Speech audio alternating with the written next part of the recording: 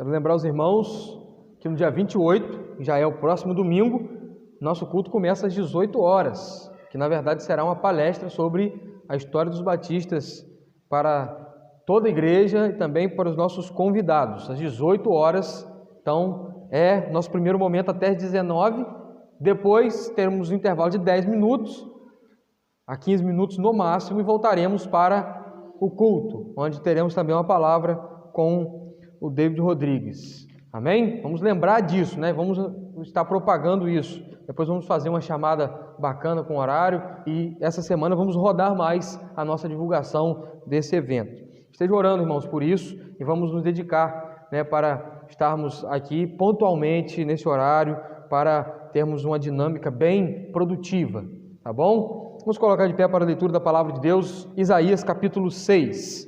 Quem achou, diga amém.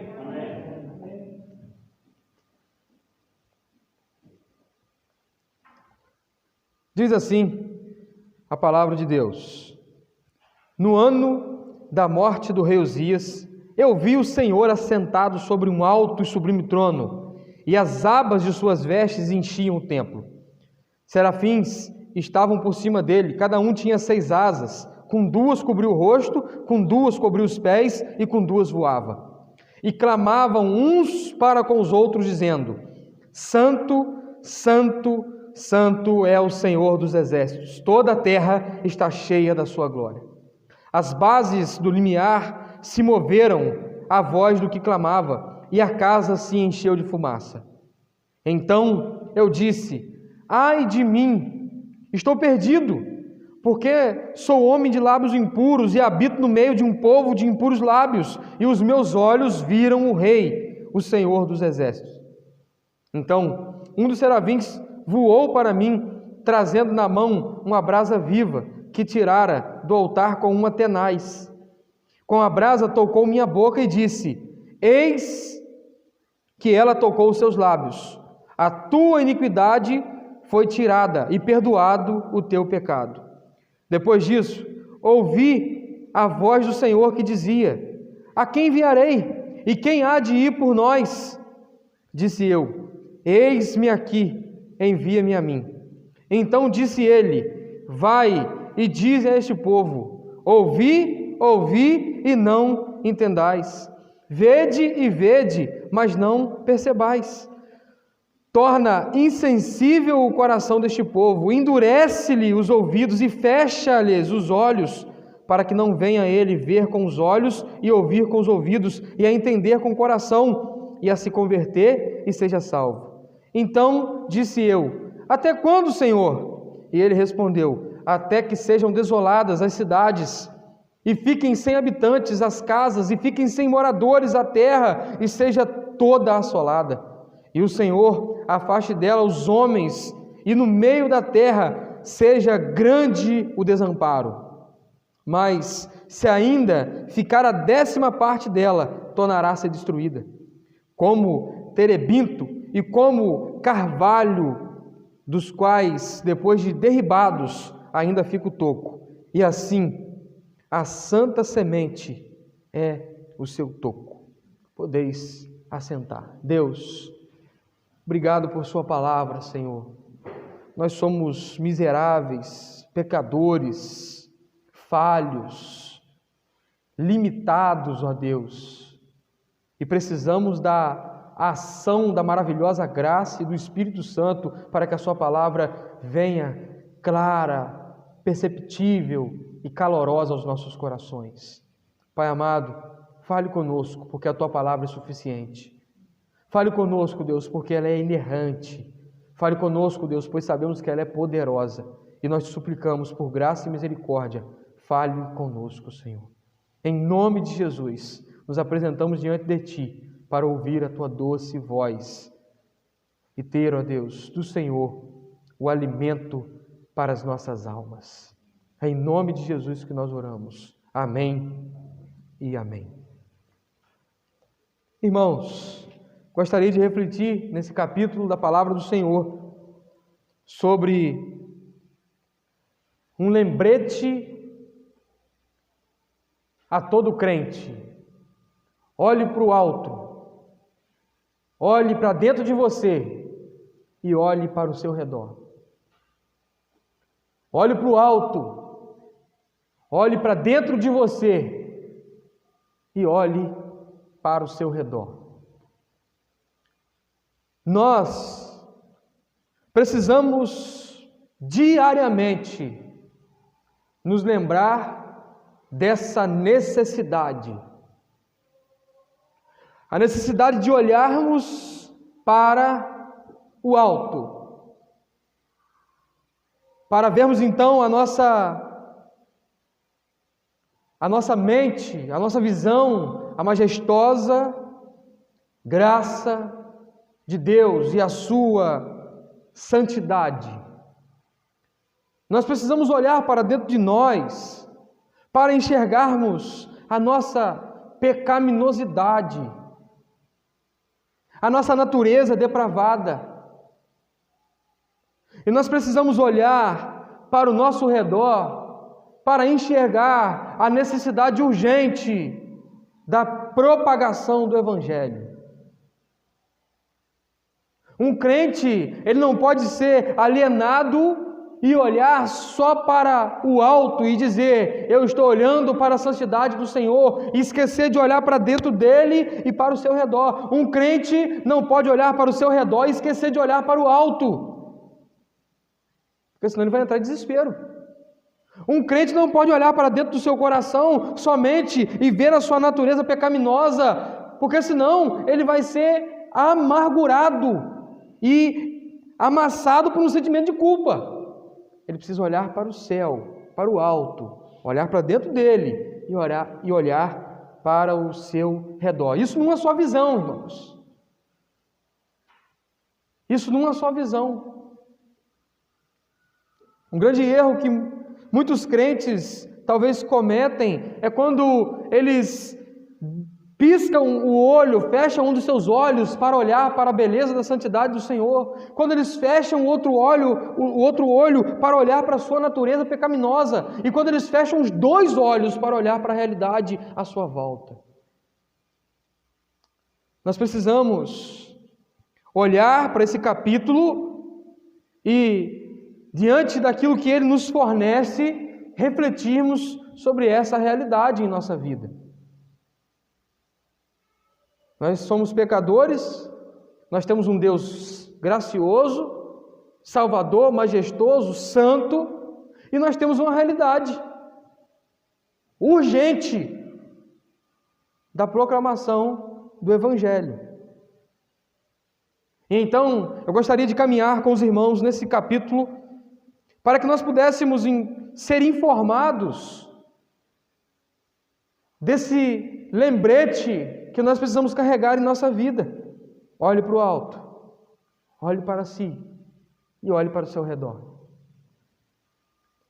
Contexto. Ele vai narrar no versículo 1, no ano da morte do rei Uzias. Nós temos de pano de fundo para esse pedaço do versículo 1, para essa parte do versículo 1, 2 Reis, capítulo 15, do 1 ao 7, e 2 Crônicas, capítulo 26, vai falar a respeito do reinado de Uzias, que trouxe para Israel 22 anos de paz, prosperidade e conquistas externas. Que trouxe para Israel um governo de estabilidade. Um governo que exaltou durante 22 anos a lei. Só que, de repente, o rei Uzias se rebela contra Deus, entra no trono, ele mesmo queima incenso, oferece incenso, abandona a lei, vira as costas para Deus. E nós sabemos que um líder, ele é um retrato do seu povo. O povo começou a fazer a mesma coisa do seu líder. Abandonaram Deus. E então ele é acometido de uma lepra, passa dias terríveis e vem a morrer. Esse é o contexto que Isaías está profetizando. Já um profeta em atividade, já desenvolvendo o seu ministério profético. Com a morte de um rei, o que vem para uma nação? A desestabilidade, crise, desconfiança, até porque nós, se formos olhar a história, até mesmo do trono de Israel, sempre que um rei morria, Israel passava por essa situação, até mesmo de golpes que destronava a linha real. Insegurança, desestabilidade, crise, isso tinha cometido o povo nesse tempo. O povo estava temeroso sobre o que viria a acontecer. Afinal de contas, aqueles 22 anos foram marcantes para Israel. Judá viveu tempos de glória, de conquistas, de batalhas que eles foram vitoriosos e desenvolveram as fronteiras e o domínio de Judá. E então o rei Uzias morre. Nesse contexto, era natural de que os cidadãos de Judá, de que os israelitas, eles fossem a Deus clamar por uma resposta. Via de regra, irmãos, crise gera busca a Deus. Já perceberam? Dias que são tenebrosos faz com que homens voltem-se para Deus e clamem. Nós precisamos aprender que não precisamos deixar chegar nesse ponto para orar. O Senhor Jesus Cristo nos ensinou a orar desde quando começou o ministério dele até terminar o ministério. Ele nos esperou ir para a cruz para nos ensinar a oração. Nós vimos aqui as exposições, as abordagens em cima das orações de Jesus. A oração veio de encontro àquele povo e fez os olhos daquele povo se voltar para Deus. E Isaías, como um bom israelita e como um homem de Deus, profeta em sua nação, ele tinha essa missão de ir a Deus buscar uma resposta para o povo. E é isso que Isaías vai fazer. É isso que Isaías, dentro desse quadro, vai fazer. Vai ir a Deus buscar a Deus. Vai voltar os seus olhos para o Senhor. E se nós observarmos, irmãos, o capítulo 1 até o capítulo 5, nós vamos ver que Isaías já está anunciando um povo um período de disciplina, de correção. Se nós olharmos capítulo por capítulo e pegar um versículo de cada capítulo, eu destaquei isso, o capítulo 1, versículo 4, Isaías está dizendo: ai da nação pecadora, do povo carregado de iniquidade, da descendência de malignos, dos filhos corruptores. No capítulo 2, versículo 8, ele vai dizer: a sua terra está cheia de ídolos. O capítulo 3, versículo 8, vai dizer: Jerusalém tropeça e Judá cai. O capítulo 4, versículo 4, vai dizer: quando o Senhor limpar a iniquidade das filhas de Sião. O capítulo 5, versículo 13, está dizendo: portanto, o meu povo será levado cativo. Tem juízo sendo anunciado, tem disciplina sendo anunciada, e o rei que estava se desviando morre, e então fica eminente essa disciplina, e Isaías corre para Deus, dizendo: Senhor, responda-nos, o que será de nós? O que será de nós? E buscando a Deus, irmãos, Isaías tem uma resposta, numa visão que leva ele a olhar nessas três direções. Ele vai olhar para Deus, ele vai olhar para si e ele vai olhar para a sua realidade, para o seu redor. Ele vai ter uma percepção da majestade, da soberania e da santidade de Deus. Ele vai ter uma percepção da sua natureza pecaminosa, do seu pecado, da sua depravação. Ele vai ter uma visão da necessidade urgente de proclamar a verdade do Senhor para Judá. A resposta imediata que o Senhor dá a Isaías, quando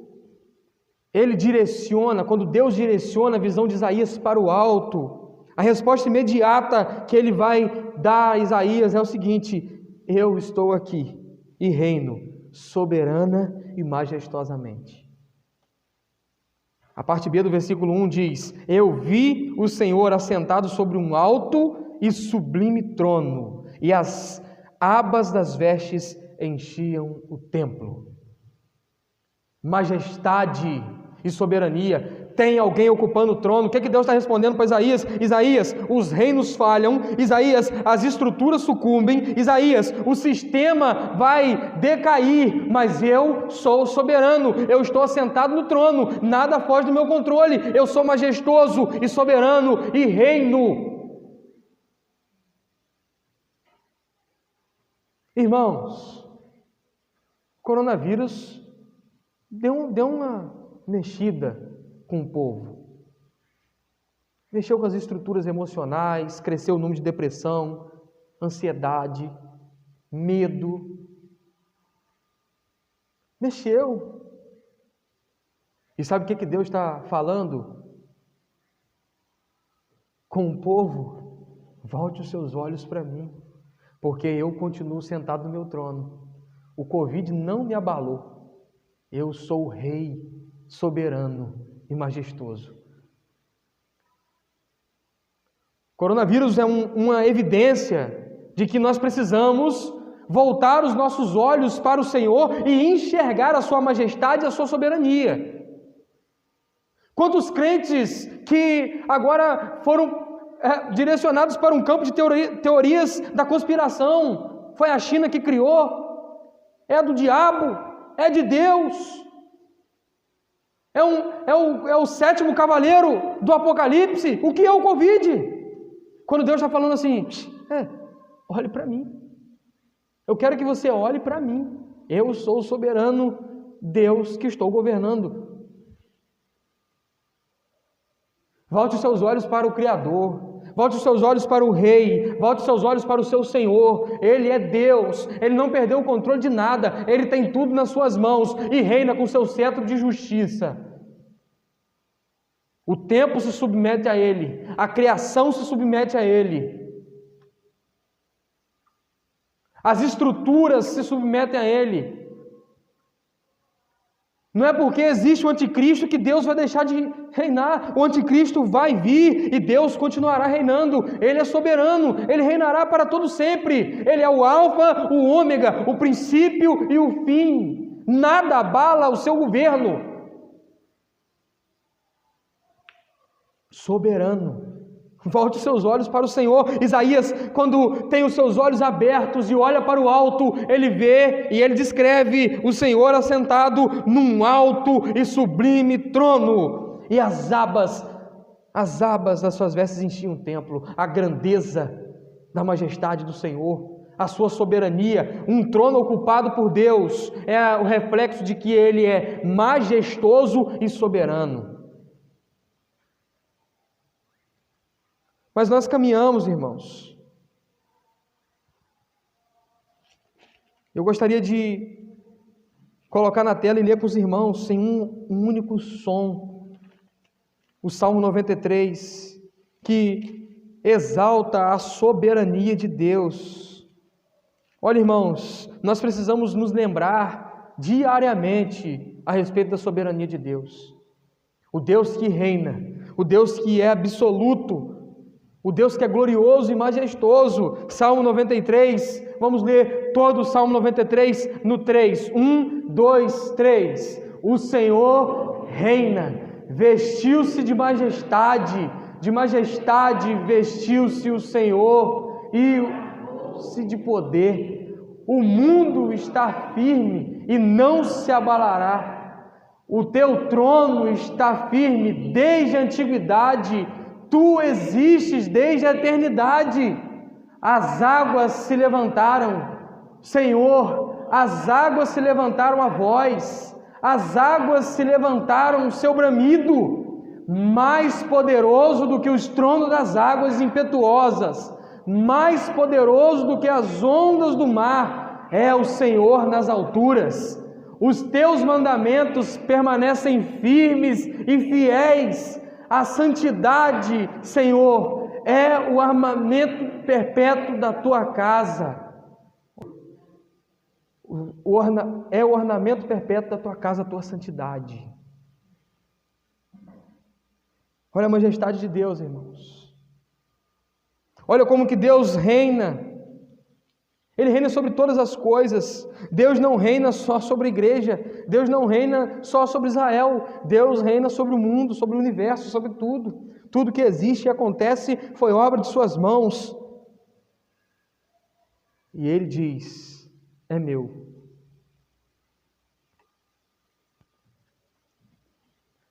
Quando ele vê a majestade soberana, ele também vê a santidade de Deus. Ele olha para a majestade, os olhos dele são direcionados para ver a majestade, para ver a soberania, mas também para ver a santidade de Deus. Paulo Júnior vai dizer: nenhum outro atributo aparece como esse na Bíblia. Santo, santo, santo. Você não ouve sobre os atributos de Deus nas descrições poéticas, proféticas, históricas, e nenhum deles proclama: Deus é amor, amor, amor, justiça, justiça, justiça. Mas quando o profeta vai descrever a santidade de Deus, ele diz: Deus é santo, santo e santo. Nós precisamos, irmãos, recuperar em nós a percepção da santidade de Deus, porque um povo que vive sem a percepção da santidade de Deus é um povo que vive desenfreado em seus pecados, e ele vive confortável em seus pecados. Quando nós não olhamos para a santidade de Deus, nós pecamos e não percebemos o pecado. Não nos incomoda.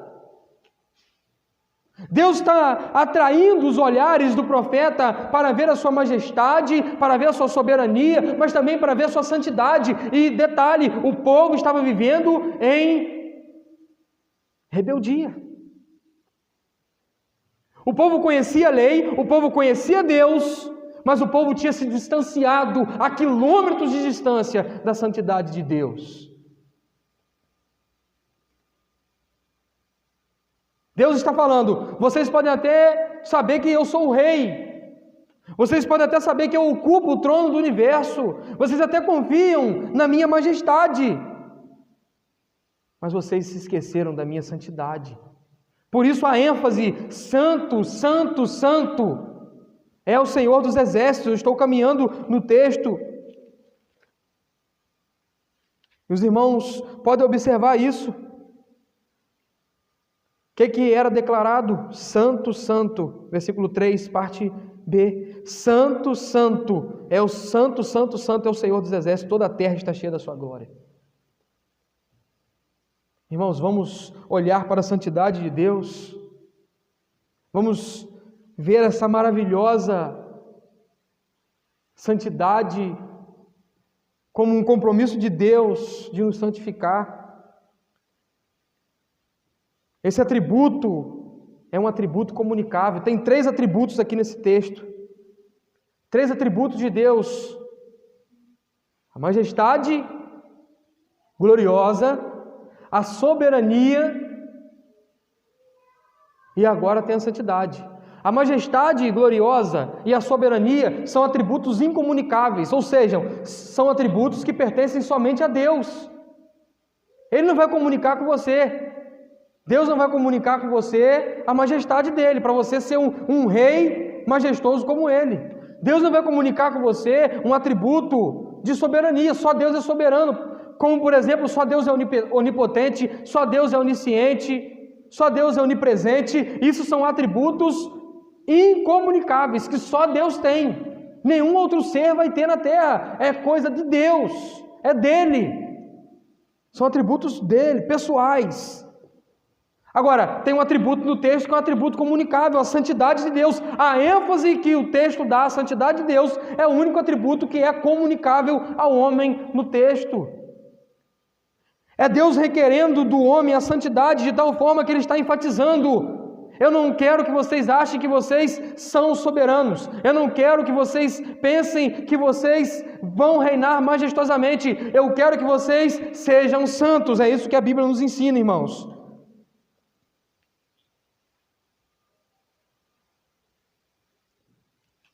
Vamos olhar alguns textos que nos chamam à santidade.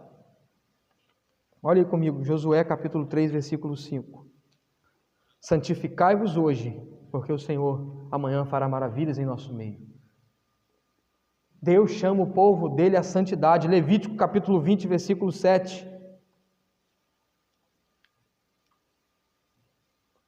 Levítico capítulo 5, versículo 7. Capítulo 20, versículo 7, desculpe. Portanto, santificai-vos e sede santos, pois eu, Senhor, vosso Deus, sou santo. Guardai os meus estatutos e cumpri-os. Eu sou o Senhor, vosso Deus. Levítico capítulo 20, versículo 7 está nos mostrando a exigência de Deus para o seu povo. Sejam santos. Isso é do Antigo Testamento. Então, olhe para 1 Pedro, capítulo 1, versículo 16. Pedro está chamando a igreja para a santidade. Ele está exortando, confrontando e orientando a igreja à santidade. E ele vai dizer, 1 Pedro, capítulo 1, versículo 16. Como está escrito, sede santos, porque eu sou santo. Deus não só comunica a nós a sua santidade, como Ele nos chama a sermos santos. Ao ponto de Jesus, ao orar por nós, Ele não vai pedir que nós sejamos abençoados, prósperos, mas Ele vai pedir: Pai, santifica-os na verdade, a Tua palavra é a verdade. Irmãos, houve um tempo que nós levávamos mais a sério a santidade. Ser ilibado, ter caráter, ser um crente que era zeloso e tinha vergonha quando alguém lhe acusava de alguma coisa. Mesmo justamente e mesmo injustamente sendo apontados, os crentes tinham vergonha desse apontamento. Nós precisamos, irmãos, recuperar em nós, e aqui, quando Isaías olha a santidade de Deus, é inevitável, imediatamente, ele olha para dentro dele. Primeiro nós temos que olhar para a santidade de Deus, para que nós venhamos viver uma vida de exaltação a Deus. Ele é santo, santo, santo. E nós precisamos olhar para a santidade de Deus, para que nós possamos viver, ao olhar para nós, uma vida de quebrantamento e enxergando a nossa natureza pecaminosa.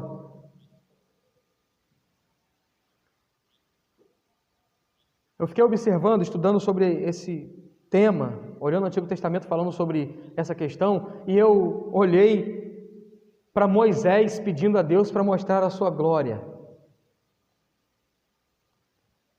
Moisés pedindo a Deus, mostra-me a sua glória.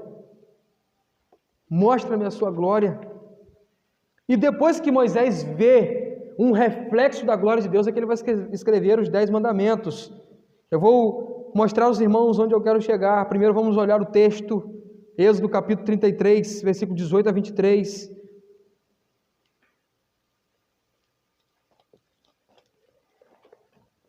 Êxodo capítulo 33, versículo 18 até o 33. Então ele disse: rogo-te que me mostres a tua glória.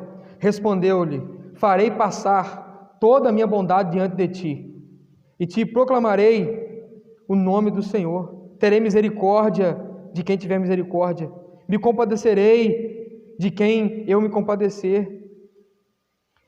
E acrescentou: não me poderás ver face a face, porquanto homem nenhum verá minha face e viverá. Disse mais o Senhor: eis aqui um lugar junto a mim, e tu estarás sobre a penha, ou sobre a fenda. E quando passar a minha glória, eu te porei numa fenda da penha, e com a mão te cobrirei, até que eu tenha passado. Depois, em tirando a mão, tu me verás pelas costas, mas a minha face não verá. Olha o tamanho da glória de Deus, da santidade de Deus, ao ponto de que Moisés não vai poder ver ela brilhando clara na sua frente, ele vai ver um reflexo passando rápido por uma fenda de uma pedra. E aí eu vejo o povo hoje clamando, né? Mostre-me a sua glória, derrama sua Shekinah, eu quero te ver face a face. Irmãos, Deus cuidou de mostrar a sua face nos nossos próprios rostos um ao outro, para que nós não morrêssemos ao ver a tua face. Nós precisamos, irmãos, ao olhar para esse texto, essa passagem de Moisés, e entender uma coisa: Deus mostrou um reflexo da sua santidade, uma fagulha da sua santidade, da sua glória majestosa. E logo depois disso, Deus produziu em Moisés a escrita dos 10 mandamentos. Porque quando Moisés vê a glória santa do Senhor, ele vai voltar para a sua realidade e vai, por Deus, ser orientado a mostrar ao povo como ele deve viver para ser santo como o Senhor é santo. E ele viu uma fagulha, ele viu um reflexo. Irmãos, nós precisamos, ao olhar para a grandeza, e aí nós chegamos no segundo ponto da visão, agora quando Isaías está olhando para dentro dele, olhar para a glória majestosa e santa do Senhor e ver a nossa realidade. Foi o que aconteceu com Isaías, um olhar interior. Um olhar interior, então depois que ele viu a santidade de Deus, depois que ele olhou para dentro dele, ele constatou uma coisa: a sua natureza pecaminosa. As pessoas estão olhando para a santidade de Deus, eu não entendo isso. Eles não estão vendo a santidade de Deus, estão vendo qualquer outra coisa. Olhando para a santidade de Deus e olhando para eles, falando assim: olha como que eu sou bom. Puxa, caramba, eu sou a coroa da criação de Deus. Eu vejo a santidade de Deus e eu me envaideço. Não foi isso que aconteceu nas Escrituras, irmãos. Quando o profeta viu a santidade de Deus, e quando Deus voltou os olhos dele para dentro do seu coração, para a sua estrutura, para o seu interior, sabe o que ele viu? Pecado, miserabilidade, decadência, depravação. E eu quero dizer para você que está aqui nessa noite, para você que nos acompanha, se você tem olhado para dentro de você e não tem enxergado pecado, eu quero te dizer, você precisa se converter. Se você tem olhado para a sua estrutura e não tem percebido a sua natureza decaída, se você tem olhado para você e não tem enxergado a identidade de Adão, você precisa se converter. Nós precisamos, ao olhar para dentro de nós, cantar de fato que não há em nós nada que agrade ao Senhor. Deus, quando olha para você, Ele não vê nada que atrai a Ele. Sabe o que Ele vê quando olha para você? Sem ter sido purificado por Cristo, regenerado por Cristo, sabe o que Ele vê? A face de Adão. E Ele lembra do jardim, da desobediência. Por isso Cristo veio, para que você veja a sua natureza pecaminosa, e para quando Deus olhar para você, Ele vê a obra de Cristo, e ao ver a obra de Cristo, Ele vai ver alguém redimido, e Cristo vai reivindicar: este meu sangue foi aspergido por Ele. Você precisa entender que a sua natureza é decaída, é rebelde, está em desobediência e em revolta contra Deus. Romanos capítulo 6, versículo 23, porque todos pecaram e destituídos estão da glória do Senhor. Romanos capítulo 3, versículo 23, o salário do pecado é a morte. É nesse estágio que nós nos encontramos, irmãos. Ele viu a sua natureza. E agora, ele vai dizer, o que ele diz? Quando ele vê a sua natureza? Como eu sou fantástico! Eu sou a última bolacha do pacote. Eu sou o centro do coração de Deus. Não sabe o que ele disse? Ele disse isso aqui, ó. Está com a Bíblia aberta? Está olhando para ela? Versículo 5: Então eu disse: ai de mim! Ai de mim! E ele diz: ai de mim por quê? Ai de mim!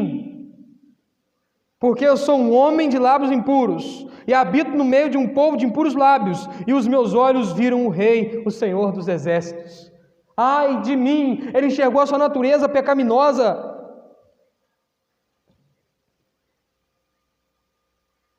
Ele enxergou a realidade dele, junto com o povo. Eu sou pecador de impuros lábios. Você não vai ter, nem precisa, de uma visão para enxergar a santidade de Deus. Você vai enxergar a santidade de Deus quando você olhar para as Escrituras, para a vida e obra do Senhor Jesus. Ela é clara, revelada. A maior expressão da santidade de Deus aos homens é Ele ter deixado a sua glória, descido e vivido num corpo como o meu e seu. Sem pecado, o Cordeiro Imaculado, o Santo de Israel, que viveu em nosso meio, que não tinha pecado algum. Ele é a revelação maior da santidade de Deus a nós, materializada, vem em matéria, para nos mostrar de forma mais linda, clara, a santidade de Deus. E você também não vai precisar de ter um sonho, uma revelação, para ver que você é um pecador. Você não vai ter uma visão como Isaías para ver que você é um pecador. É só você ler o Evangelho. Porque o Evangelho começa com as más notícias, as boas novas começam com as más notícias e dizendo: você é pecador, arrependa-se. Você é pecador, arrependa-se. Isaías, a título de dado da era dos puritanos e dos reformadores, foi considerado o Evangelho do Antigo Testamento. Exatamente por isso, por mostrar ao povo a sua natureza pecaminosa e a única esperança. E mostra Cristo claramente, quando nós vemos o capítulo 11, o capítulo 53, o capítulo 43, que fala da vida e da obra do Senhor Jesus. Nós precisamos ter essa visão, irmãos. E quando ele olha para dentro dele, ele tem uma resposta imediata. Uma resposta imediata. O versículo 6 vai dizer: então um dos serafins voou para mim, trazendo na sua mão uma brasa viva que tirara do altar com a tenaz. Versículo 7. Com a brasa tocou na minha boca e disse: eis que ela tocou nos teus lábios, a tua iniquidade foi tirada e perdoado foi o seu pecado. Quando nós olhamos para a santidade de Deus, santo, santo, santo, quando nós olhamos para dentro de nós e quando nós reconhecemos: ai de mim, o que acontece? Perdão, purificação. E aí a santificação agora em nós, comunicada pelo Criador, a sua criatura, por Cristo Jesus. Só Ele mesmo e somente Ele pode nos oportunar um viver santo. Só em Cristo nós podemos. Um religioso não consegue ser santo, muito menos um ímpio.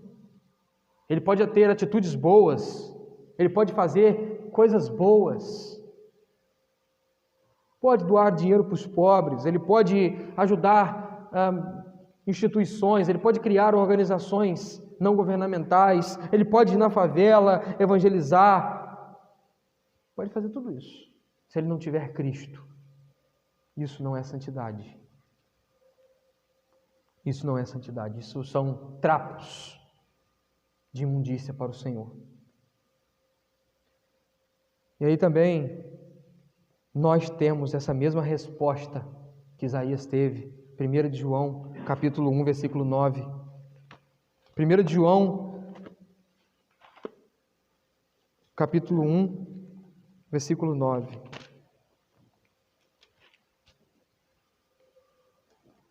Se nós confessarmos os nossos pecados, Ele é fiel e justo para nos perdoar os pecados e purificar-nos de toda injustiça. Quando nós olhamos para a santidade de Deus, quando nós olhamos para nós, quando nós confessamos os nossos pecados, reconhecemos a nossa natureza pecaminosa, Ele é fiel e justo para perdoar os nossos pecados e nos purificar de toda injustiça. Mas por último, irmãos, Isaías também tem uma visão do exterior. Ele vê a majestade, a soberania e a santidade de Deus. Ele vê a sua natureza pecaminosa e decaída. E ele agora vai enxergar a sua volta. Ele vai ver como está a sua volta, a situação do povo. Como que o povo se encontra. Como que o povo está naquele momento, onde ele está vivendo. Agora os seus olhos, eles são direcionados a ver a necessidade à sua volta e o urgente chamado para pregar.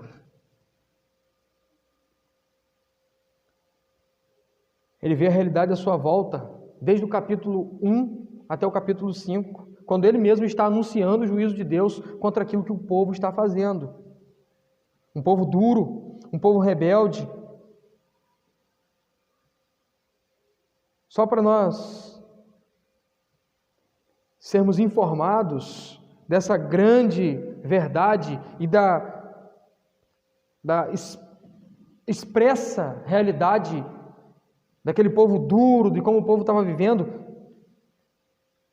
o Novo Testamento cita 6 vezes esse mesmo trecho, quando ele enxerga a necessidade à sua volta. Mateus, capítulo 13, versículo 13. Eu gostaria de ler só um, mas está em Marcos, capítulo 4, versículo 12, Lucas, capítulo 8, versículo 10, João, capítulo 12, versículo 40, Atos, capítulo 28, versículo 25 e Romanos, capítulo 11, versículo 8. Deixa eu ler de Romanos. Abra aí Romanos, capítulo 11, versículo 8.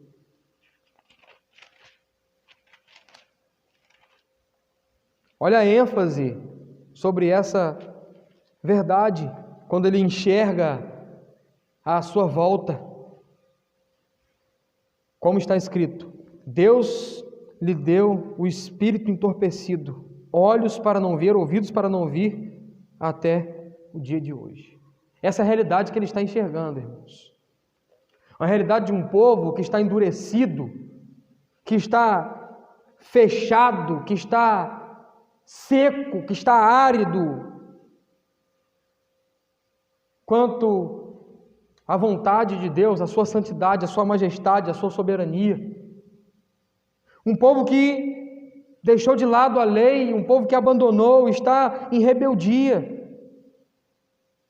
E nós vamos observar que Deus está chamando o profeta para pregar, para que, de fato, isso seja manifesto. E a gente não entende. Você pode não entender, por que Deus está mandando... Deus não quer que o povo se volte para Ele. Por que Deus então está mandando o profeta a anunciar para endurecer o coração?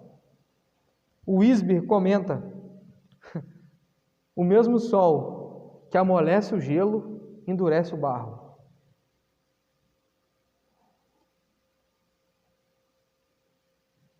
O mesmo sol que vem para derreter o gelo, a neve, ele vem para endurecer o barro. O mesmo sol, ou a mesma palavra que vem para amolecer os corações e quebrantar os corações, é a mesma palavra que vem para endurecer os corações daqueles que não vão se render à pregação. Mas o povo está rebelde, o povo está caminhando contra Deus. É isso mesmo, irmãos. Você acha que você vai pregar o evangelho e todos vão se converter? Quando Isaías olha à sua volta, Deus está dizendo: Isaías, a minha palavra vai ser pregada para que eles sejam endurecidos e recebam a justiça. Dá um tapa aí, Vitão. Aí.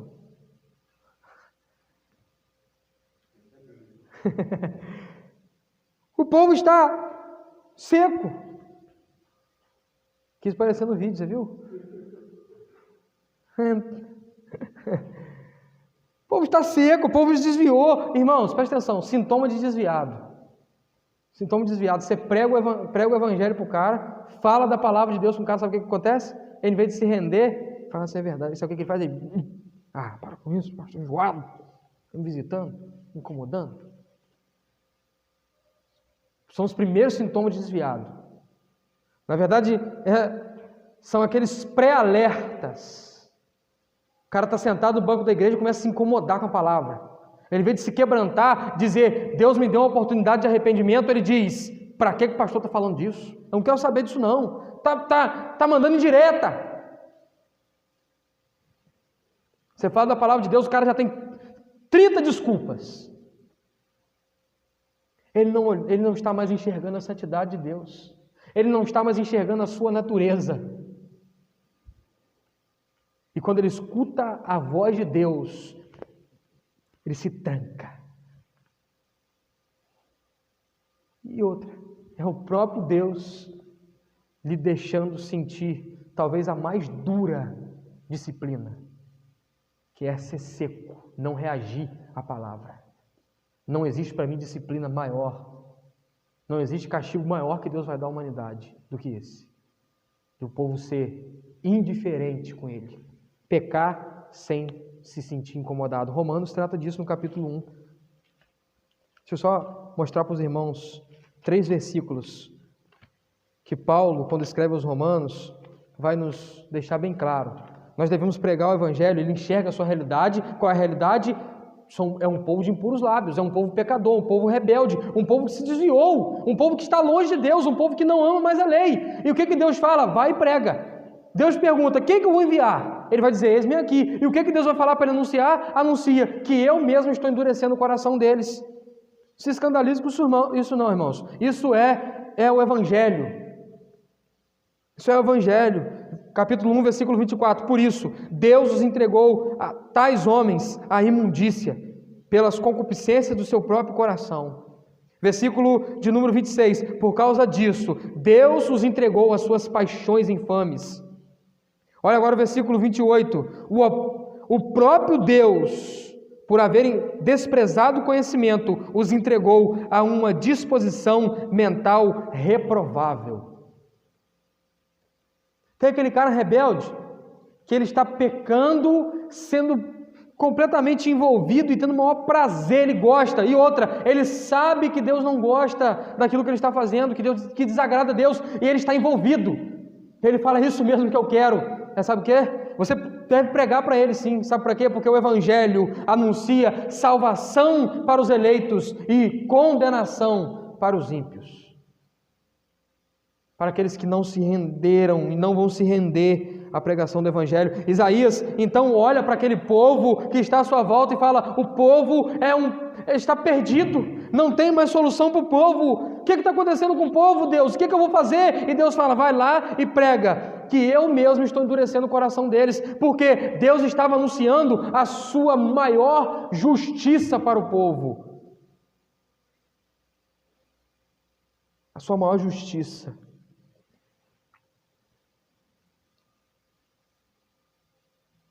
Nós vamos observar, irmãos, que nós somos chamados para pregar o Evangelho, não porque o resultado está em nossas mãos, o resultado está nas mãos de Deus, Deus direciona, o ponto da questão, ao Isaías olhar para a sua volta e entender a realidade do pecado do povo, olhar para o exterior e ver essa realidade, é perguntar a Deus, ou responder a Deus, envia-me a mim. Irmão, se vão rejeitar o Evangelho, se vão ser endurecidos ou amolecidos pela obra da graça, não é sobre nossa responsabilidade. O que nós precisamos responder a Deus quando nós olhamos para o nosso exterior, quando nós olhamos para o nosso redor? Eis-me aqui, Senhor, envia-me a mim. E aí, quando ele pergunta a Deus, mas vai ser assim por muito tempo? Como é que vai ser essa questão? Deus fala assim, eu vou castigar, vou trazer justiça. Mas ele termina usando algo que nós podemos linkar tanto com o capítulo 11, versículo 1, tanto para a realidade que Jesus Cristo fala que Ele mesmo é a videira verdadeira. Como terebinto e como carvalho, são duas árvores boas de brotação. Você pode cortá-la bem pertinho do chão, que ela cresce de novo. Você corta e aí ela vem de novo. Você derriba eles, o terebinto e o carvalho, e ainda fica um toco. E assim vem a esperança com as novas folhagens. Ou a santa semente é o seu toco. Você não precisa jogar de novo outra semente. Já está plantado. Quando você anuncia o Evangelho, você está anunciando a esperança. Você não precisa inventar outra coisa. Não, o Evangelho não está sendo mais maneiro. Deixa eu me dinamizar. Deixa eu fazer um negócio com mais entretenimento. Deixa eu criar esses monte de parafernália. O Evangelho está sendo pregado, as pessoas não estão se convertendo, então deixa eu fazer elas se converterem de alguma forma. Sabe o que estão fazendo? Quando você tenta colocar alguma coisa no lugar do Evangelho, só o Evangelho faz as pessoas se converterem a Cristo Jesus. Qualquer outra coisa pregada, anunciada e oferecida faz as pessoas se converterem a estruturas, se converterem a pessoas, se converterem a ideais humanos. O que Deus está dizendo para o profeta? Anuncia isso, porque a minha esperança vai brotar depois que eu trouxer disciplina. Eu fiquei a observar sobre todo o capítulo de Isaías, ele é enfático nisso, ele mostra isso mais de uma vez. O 13b, o 11:1, do tronco de Jessé sairá o rebento, e das suas raízes um renovo.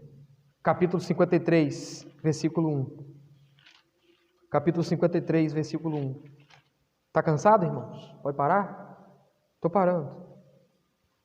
Quem creu em nossa pregação? E a quem foi revelado o braço do Senhor? Porque foi subindo como um renovo perante o Senhor, perante Ele, e como raiz de uma terra seca. Foi subindo como um renovo, como uma brotação, como raiz de uma terra seca. Irmãos, ao olhar para o nosso redor, nós vemos uma realidade. O povo está endurecido, desviado, perdido dentro da casa de Deus. A necessidade urgente de reafirmarmos o Evangelho, porque somente aí teremos esperança. É a nossa única esperança, pregar o Evangelho. A única esperança que o profeta viu, depois de ver a santidade de Deus, depois de ver a sua realidade pecaminosa, reconhecer, se arrepender e olhar para o povo, ver um povo perdido, rebelde e depravado, foi Deus abrir os seus olhos e fazer: olha, você está vendo essa realidade de pecadores que estão em rebeldia contra mim? Anuncia a minha palavra, a minha lei. Deus está dizendo para nós, nessa noite, anuncie o Evangelho, até para quem já conhece o Evangelho. O povo conhecia a lei, irmãos. O estratagema de Deus diz que a pior missão que nós temos hoje é evangelizar os próprios crentes. Uma tarefa difícil. Quando você olha para Deus, para o alto, você tem reconhecido essa santidade comunicável de Deus, esse brilho santo, majestoso e glorioso de Deus. Quando você olha para você, você tem enxergado a sua natureza pecaminosa. Abre os seus olhos para enxergar a grande santidade de Deus e a beleza da sua santidade. Abre os seus olhos para enxergar a sua natureza pecaminosa e todo dia. Tem catarata, né? A Dona Marisa operou catarata agora há pouco tempo. O seu Beto já operou, Dona Cremida já operou. Várias pessoas aqui já operaram. Com o tempo, a nossa visão, né? Ela vai criando uma camada, uma películazinha por cima da nossa visão. E aí precisa fazer uma cirurgia para limpar, para remover aquela catarata que tapa. A vida cristã, irmãos, nós corremos um risco de catarata espiritual. O que a catarata faz? A pessoa começa a ver turvo, desfocado, não consegue mais enxergar, até perder toda a visão se não fizer a cirurgia. Quando você faz a remoção da catarata, você restaura a sua visão. As cataratas espirituais, nós estamos olhando, mas não estamos enxergando. Estamos vendo turvo, desfocado a majestade, a santidade e a soberania de Deus. A catarata espiritual faz a gente olhar para nós e falar assim, mas eu não sou tão ruim assim não, né? Estou dando até meu dízimo direitinho. Já levei até alimento na igreja, vou até comprar um panetone. Não enxerga a sua natureza pecaminosa. E quando você olha para o seu redor, a catarata espiritual não deixa você enxergar a necessidade urgente da pregação do Evangelho.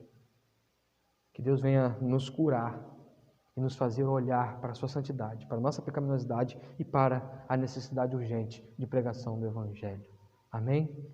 Senhor, obrigado por sua palavra, guarde ela em nossos corações, nos faça levantar desses bancos aqui, Senhor, cheios de vigor, renovados, prontos a ir avante, marchar firme e resoluto.